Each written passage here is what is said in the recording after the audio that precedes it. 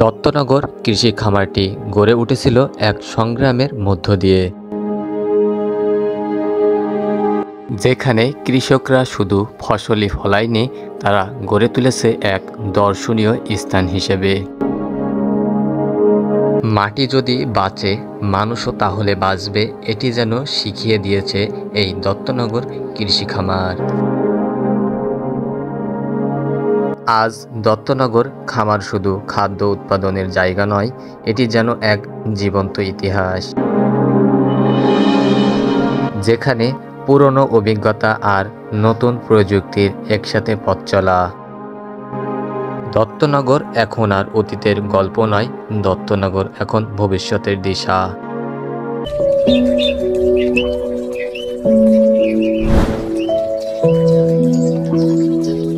Hello guys, আসসালামু আলাইকুম। I am Rifat, welcome to new another blog. বর্তমানে আমি যেখানে আছি এটি হচ্ছে এশিয়ার বৃহত্তম কৃষি খামার। শুধু এশিয়াই নয়, এটি হচ্ছে বিশ্বের বৃহত্তম কৃষি খামারগুলোর মধ্যে একটি। এই দত্তনগর কৃষি খামারটি অবস্থিত ঝিনাইদহ জেলার মহেশপুর থানা এবং চুয়াডাঙ্গা জেলার জীবননগর থানার আংশিক এলাকা নিয়ে। এটি বাংলাদেশের দক্ষিণ পশ্চিম অঞ্চলে অবস্থিত। তো আজকের এই ভিডিওতে আমি আপনাদের দত্তনগর কৃষি খামারের সকল বিষয় এবং এখানে কি প্রযুক্তি ব্যবহার করা হয়, এখানে কত টাকা আয় করা হয় প্রতি বছরে এবং এখানে কি কি আছে, সকল বিষয় আপনাদের এই ভিডিওর মাধ্যমে তুলে ধরবো। তো ভিডিওটি আপনারা দেখতে থাকুন, আর যদি আমার চ্যানেলে আপনারা নতুন হয়ে থাকেন তাহলে অবশ্যই আমার চ্যানেলটি সাবস্ক্রাইব করবেন। তো লেটস স্টার্ট দিস ভিডিও। আপনারা এই গোকুলনগর খামারে আসলে প্রথমে একটি ম্যাপ দেখতে পারবেন, আর এই ম্যাপে 5টি খামারের সেক্টর কোথায় কি কি আছে সম্পূর্ণ সুন্দরভাবে সাজিয়ে দেওয়া আছে। এই গোকুলনগরের ম্যাপটি অনুসরণ করে সম্পূর্ণ খামারটি এখন আমাদের ঘুরতে হবে।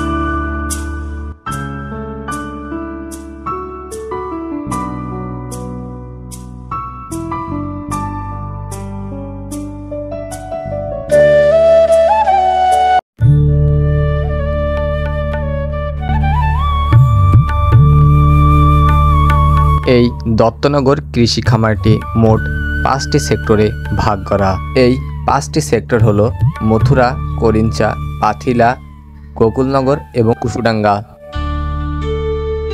এই এশিয়ার বৃহত্তম দত্তনগর কৃষি খামারটির জমির আয়তন 2737 একর। এখানে প্রায় 2500 একর জমি চাষের কাজে ব্যবহার করা হয়ে থাকে। প্রতি বছরে এই কৃষি খামার থেকে 5000 মেট্রিক টন বীজ উৎপাদন করা হয়ে থাকে। এই দত্তনগর কৃষি খামারটি প্রতিষ্ঠিত করেন হেমেন্দ্রনাথ দত্ত নামের এক ব্যক্তি। তিনি কলকাতা থেকে সেই সময় এই উপমহাদেশে আসে এবং তার মূল উদ্দেশ্য ছিল ব্রিটিশ সৈনিকদের জন্য তাজা সবজি সরবরাহ করা। আর এটি প্রতিষ্ঠিত হয় 1940 সালে এবং পরবর্তীতে যখন ভারত পাকিস্তান দুই ভাগে বিভক্ত হয় তখন এই হেমেন্দ্রনাথ দত্ত এই বাংলাদেশ ছেড়ে কলকাতায় চলে এবং পরবর্তীতে 1947 সালে পাকিস্তান সরকার এটি দায়িত্ব এবং 1971 সালের পরে যখন পাকিস্তান এবং বাংলাদেশের যুদ্ধ, তখন থেকে বাংলাদেশ বিএডিসির অর্থাৎ কৃষি কর্মকর্তার হাতে এটি চলে যায়। তখন থেকে বাংলাদেশ কৃষি অধিদপ্তর এটি দেখাশোনা করে থাকে।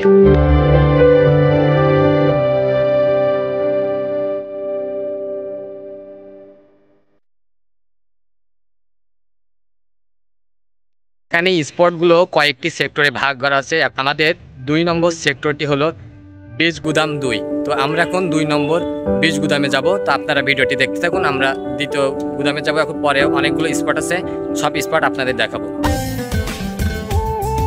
তো বীজ গুদামে যাওয়ার আগে একটি পিলারে লেখা আছে বাংলাদেশ কৃষি উন্নয়ন কর্পোরেশন বিএডিসি।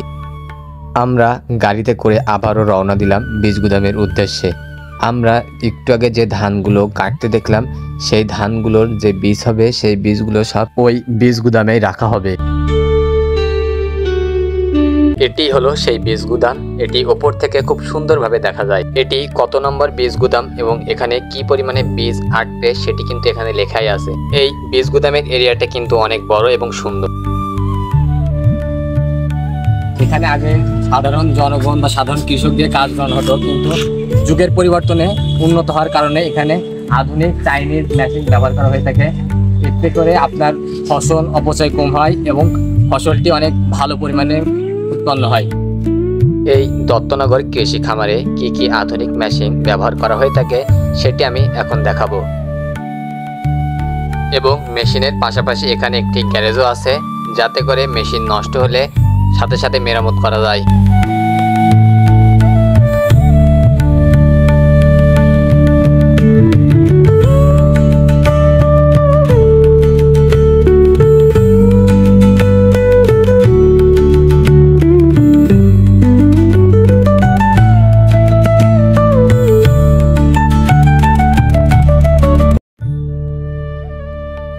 কৃষি খামারে অনেকগুলো স্পট আছে, তো আমরা একে একে সব স্পটগুলো ঘুরে দেখব। আমরা দেখতে পাচ্ছি এখানে গরুর খামার, এখানে কিন্তু প্রচুর পরিমাণে গরু আছে। এই গরুগুলো সব কৃষি খামারের উদ্যোগেই পোষা হয়ে থাকে।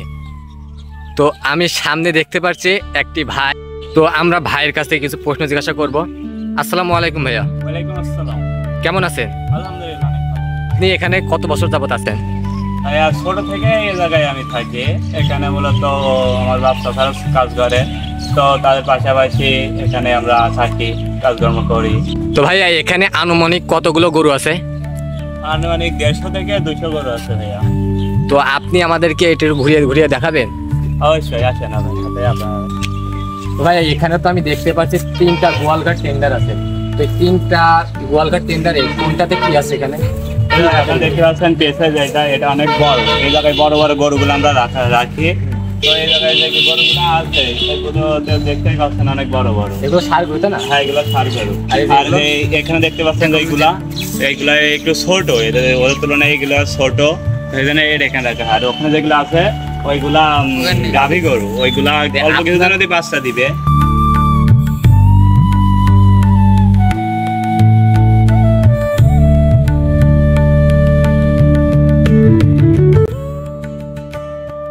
আপনারা যদি এই এশিয়ার বৃহত্তম দত্তনগর কৃষি খামারে আসতে চান, তাহলে আপনাদের ঝিনাইদহ থেকে মহেশপুর হয়ে এই দত্তনগরে আসতে পারবেন, অথবা চুয়াডাঙ্গা হয়ে জীবননগর হয়ে আপনারা এখানে আসতে পারবেন।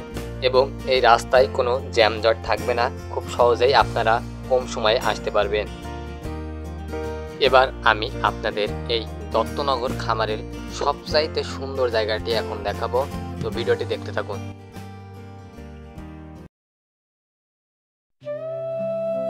অবশেষে আমরা চলে আসলাম দত্তনগর কৃষি খামারের সবচাইতে সুন্দর জায়গায়, যেটি কয়ার বটতলা নামে পরিচিত। এটি দত্তনগর কৃষি খামারের এরিয়া 2737 একরের মধ্যে প্রায় 3 একর জায়গা জুড়ে এই কয়ার বটতলা অবস্থিত। কয়েকশো বছর পুরনো এই কয়ার বটতলার একটি অবাক করা বিষয় হলো, এখানে একটি গাছ থেকে 40 থেকে 50টি গাছের উৎপত্তি স্থল, কিন্তু আজও শনাক্ত করা যায়নি এর মূল কোনটি। ঝিনাইদহ জেলার মধ্যে এটি একটি ঐতিহাসিক নিদর্শন। ছুটির দিনে এই কয়ার বটতলায় মানুষের ভিড় বেঁধে থাকে, আপনারাও চাইলে এখানে আসতে পারেন।